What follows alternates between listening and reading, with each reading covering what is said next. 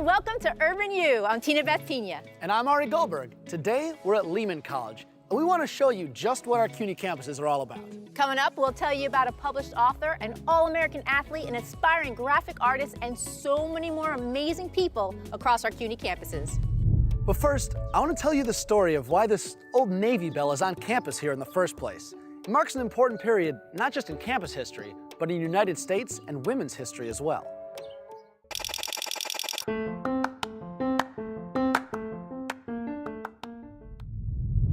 In the book Crossed Currents, about the first women in America's Navy, authors Jean Ebert and Mary Beth Hall recount a story. Two husky enlisted men reasoned that if the women sent to replace them could not do the job, then the men could keep those jobs and avoid being sent to sea. They told the women, "Get those truck tires stowed properly in the loft," and then went off to lunch, sure the women could barely lift the tires. But they returned to find the tires stowed properly. The women had rigged a pulley.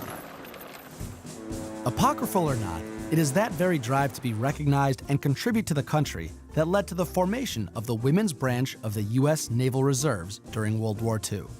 And upon President Roosevelt signing the bill into law in 1942, in no small part due to Eleanor Roosevelt's advocacy, the WAVES, short for Women Accepted for Volunteer Emergency Service, was born. And they would train right here at Hunter College. Far from the cornfields at Hunter College, New York City, 3,500 waves in a formal review to mark their anniversary. New York's Mayor LaGuardia on the reviewing stand. In 2 years' time, the waves have made a brilliant record. Soon, the first contingents may go overseas.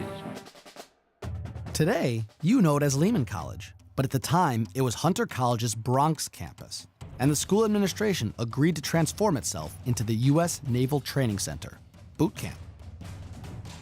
By 1945, over 80,000 enlisted women had come through the WAVES program at Hunter, and they served in over 900 naval stations, both in traditional women's fields like healthcare and clerical work, yes, but also as engineers, mathematicians, radio operators, machinists, and a host of other roles. At the end of the war, the WAVES were disbanded, and Hunter became a college again. But in 1948, a law was passed allowing women to be permanent members of the U.S. Navy, not just in wartime, a direct result of the success of the WAVES program, anchored at Hunter in the Bronx. For the record, I'm Ari Goldberg.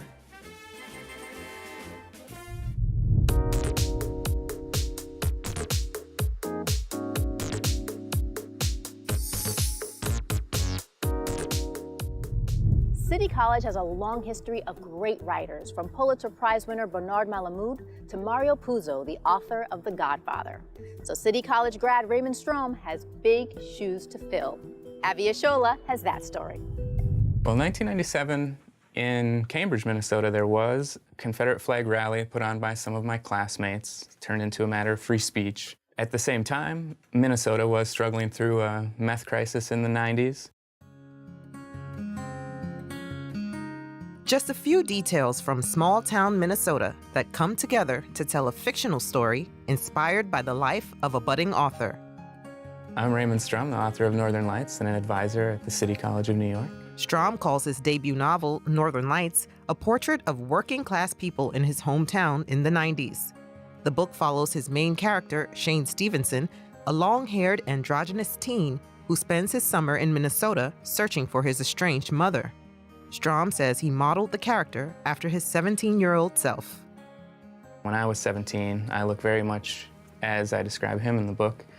And we both are dealing with mothers who have left our families at a young age. So we both share a backstory and an appearance and a little bit of our life struggles. So he ends up using crystal meth and other drugs, where Shane has enough self-control to just stop and go on with his life. I ended up in drug treatment a couple of times in high school to help me figure that out for myself. The meth crisis has since cost Minnesota an estimated $750 million to control since the mid-90s. Along with that ordeal, Strom also drew inspiration from another memorable moment from his teen years. When I was 16, I witnessed a Confederate flag rally in my hometown. And that's always sort of been the centerpiece of the whole book. And I had already had trouble with these kids. These kids, you know, would see me in their trucks and yell at me and, sometimes stop and push me around. The story couldn't be more timely after recent battles were waged for and against the display of the Confederate flag and Confederate monuments. And though the Minnesota native says he thought society had moved beyond this, he hopes the issue attracts people to Shane Stevenson's story, a story that might not have been told by an author who might not have flourished despite earning his MFA from City College in 2009. My journey to becoming a writer after the MFA was very short because I sort of gave up rather quickly. But a few years later, I made a donation to one of my friends who I'd met in grad school who was starting a magazine. And I didn't have anything for him to publish, but he did ask me for a story after that donation. And eventually he talked me into writing something that I had told him a long time ago. That story caught the attention of an agent who he worked with for 3 years until his manuscript was ready to be shopped around. They eventually sold the book to Simon & Schuster. Luckily, we sold the book eventually. It was pretty lucky overall, given that I had more or less given up. And his advice to aspiring authors. Sometimes giving up for a little while is something that you need, but if that's the case, I would suggest continuing to support the arts in different ways. But definitely my donating $25 to a magazine really helped me pick up my writing career again. Abby Ashola for Urban U. Across the CUNY Athletic Conference, varsity athletes compete in 24 different sports, from basketball and soccer to fencing and riflery. But balancing academics and athletics, never easy. All-American track star Ali McIntyre from Medgar Evers College tells his story.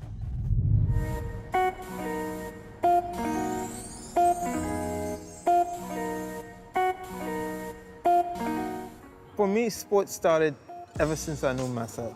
I was a little kid, I was a baby, I was always running. Even if it was from the shop to the house, through the house, I was always running. So sports and athletics has always been a part of my life. In Grenada, I was even one of the national members of the national team. In 2009, I went to Curve Games. We got a bronze medal in the 4x4 relay. So, I had that experience of competing at competitive levels. I came to the States in 2015. It was cold when I came, so that was sort of difficult, but the school was warm, actually. The people, the environment, it was good, so I felt at home even though I was away from home. Ali, he works in Bursar, he maintains a great GPA, and he's an all-around great student athlete. Not just a student athlete, a scholar athlete.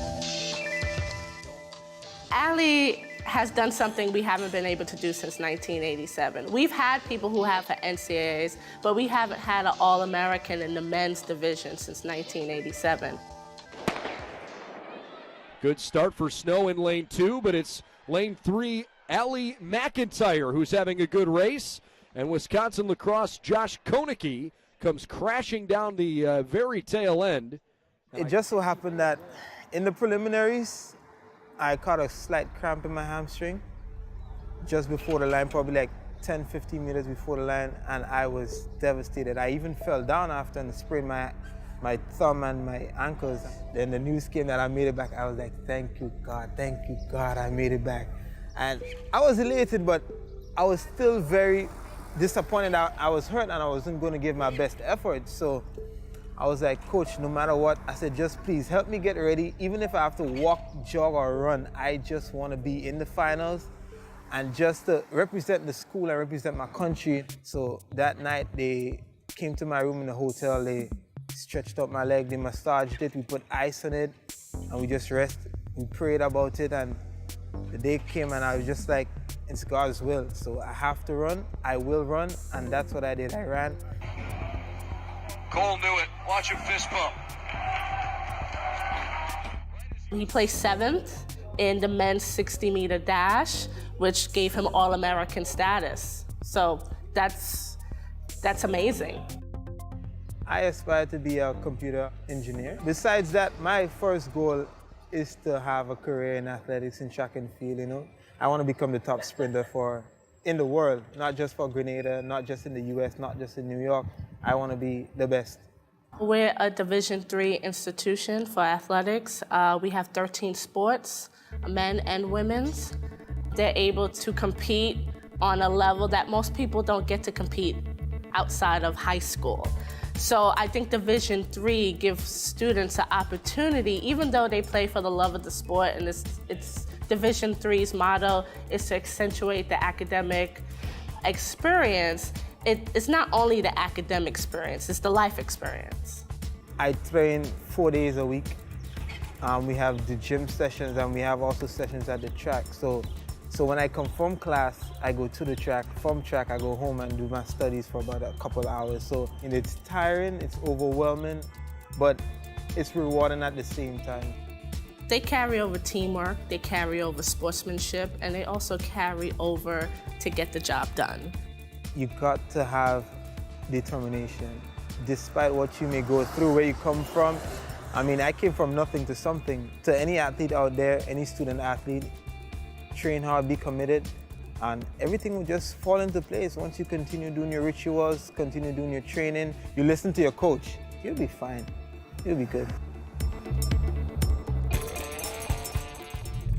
Coming up next month, we'll meet New York City's 2019 Youth Poet Laureate Cameron Bruno from York College. But for now, we'll let you hear a bit of her poetry. Things I could never tell the sea. It's hard to walk on the waters our ancestors tried to walk on.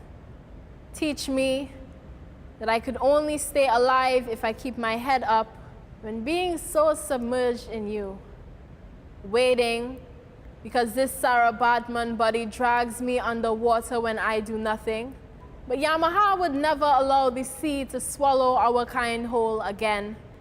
Her name means mother whose children are the fish you knew big fish couldn't live in tiny ponds. You watch me stifle. Knew underwater has oxygen in it. But underwater is where blacks learn to breathe. To know water means struggle. To be twins, both bodies of water. Why my sweat and tears are salted. Never question why the sea is so salty. Didn't you know this black is cleansed? I don't get seasick when the sea cradles me to sleep. On the spines of men no book seems to bind or account for. Funny how the water always brings things back to us. A rebaptism, the body that holds all of my troubles, better than my mother could. My mother's mother's mother held you like if it was a rite of passage. My mother told me to never turn my back against the sea. In front of me is current and it's only the waves that would get you there. But how can you turn your back against the thing that brought you here? So here I am, my mother's mother's mother's reincarnation. I can't imagine living in a space that has less room than the dead. Seems to be a little bit selfish. I can't imagine the captain confusing the spirit of his men with the spirit in his cup. Both deadly, his cockpit a bridge. But us black knew better, knew death better than bondage. To be twins, to know this body free, to know this body belongs to nobody, so we will have a funerary baptism. When you go out to dinner for fish tacos or sushi or fish and chips, do you ever wonder where that fish actually came from? Michael Gottesman of City Tech knows exactly where, and he works hard to keep our fish populations healthy wherever they come from, because a lot of the time, it's not the ocean. So the hot topics in biology, and everyone knows of, are either HIV medicine or cancer biology, but other science is highly important, such as how we can maintain our food resources. I study fish diseases, and that's really important because fish make up a large section of the animal protein that many people consume. Roughly speaking, 20% of the animal protein that humans across the world consume comes from fish stocks. Meet Michael Gottesman, adjunct professor and biologist at City Tech. With a grant from CUNY's Adjunct Professional Development Fund, Gottesman was able to work in Austria, collaborating with his European colleagues to publish reports on how best we can keep our fish farms healthy. Now, like he says, it may not sound like the hot new topic in biology, but according to Gottesman, a full half of all fish protein that people consume comes not from the ocean, but from fish farms, known as aquacultures in the industry. And like any industry, it's big business to keep it healthy. Yearly, the fishing industry is worth $400 billion. 2/3 of that is actually being produced through aquaculture. Whether the aquaculture farm is polyculture, meaning there are several different varieties of fish, or monoculture, where there's one, diseases can arise. So, for example, one disease will eradicate between 80 to 100% of a stock, and that's quite disastrous for a farm itself. There's definitely debate whether farmed fish are as nutritious as wild-caught fish, much as there is for conventional farming versus organic farming. But in many ways, it's a moot point. The human population is simply too large not to use farming. And with aquaculture, often raising thousands of fish in a netted area, as with any dense population, disease is always a danger.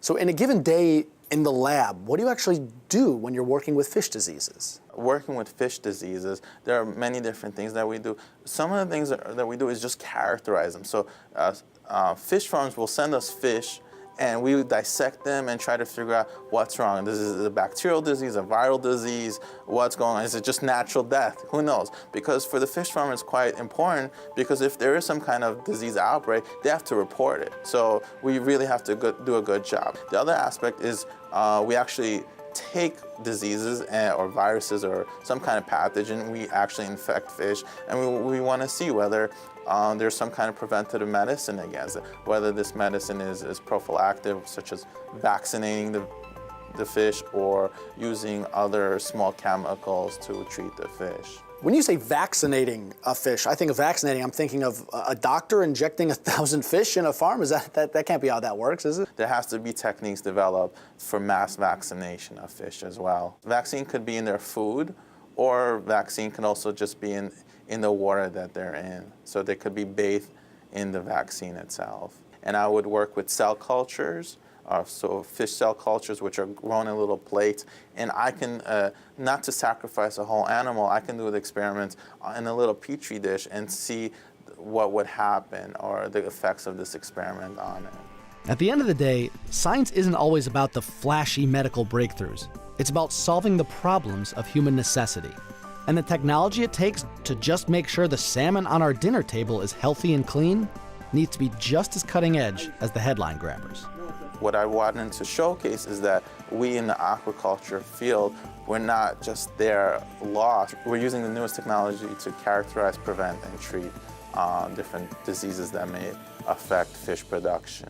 Protecting our food supply for a very different kind of farm to table. From City Tech, I'm Ari Goldberg for Urban U.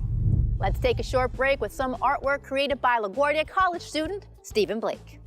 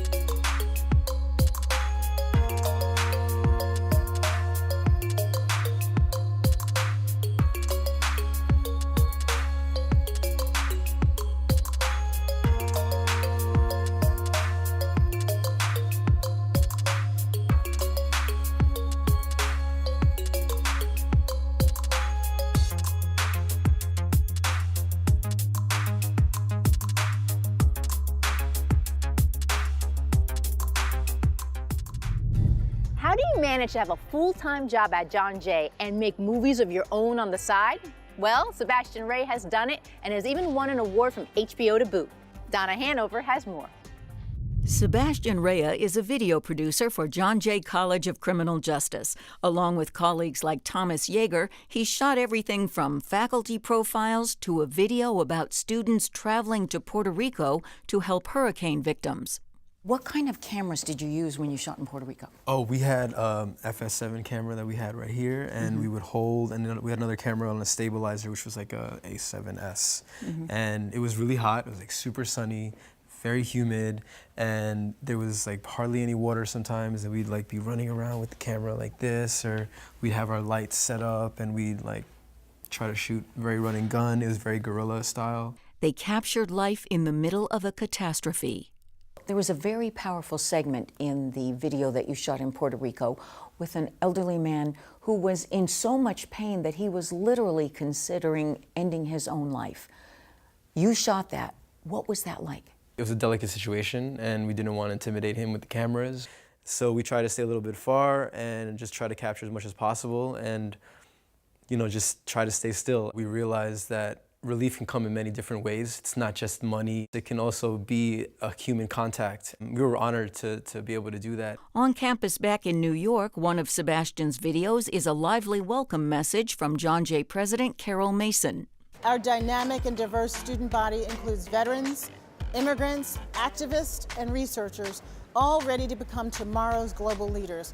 It's my distinct honor and privilege to serve as its president. Sebastian was hired at John Jay by the director of video production, Amanda Martinez, who had worked with him for years at the Tribeca Film Festival. I knew that he would bring a fresh energy and really a talent and skill level that would be reflective of our student body. We are a Hispanic serving institution, which means our student body is almost 50% Latino. And I think that it's really impactful to have Sebastian, who's Ecuadorian, a New Yorker at heart, tell the stories of our students. Sebastian was raised mostly in New York with trips back to Ecuador. In fact, on one trip, something happened that inspired him to make a fiction film, Ruta Viva, that went on to win Best Short Film at the HBO New York Latino Film Festival. ¿Qué, vos votaste por Trump? Chucha, no, pero mi papá lo hizo. ¿Qué usted? ¿Qué, tío? ¿Usted votó por Trump? No, tío, ahí está. ¿Qué vergüenza? We're gonna make America great again. Por favor, tío. And then something dramatic occurs. What was that? Go. Step out of it.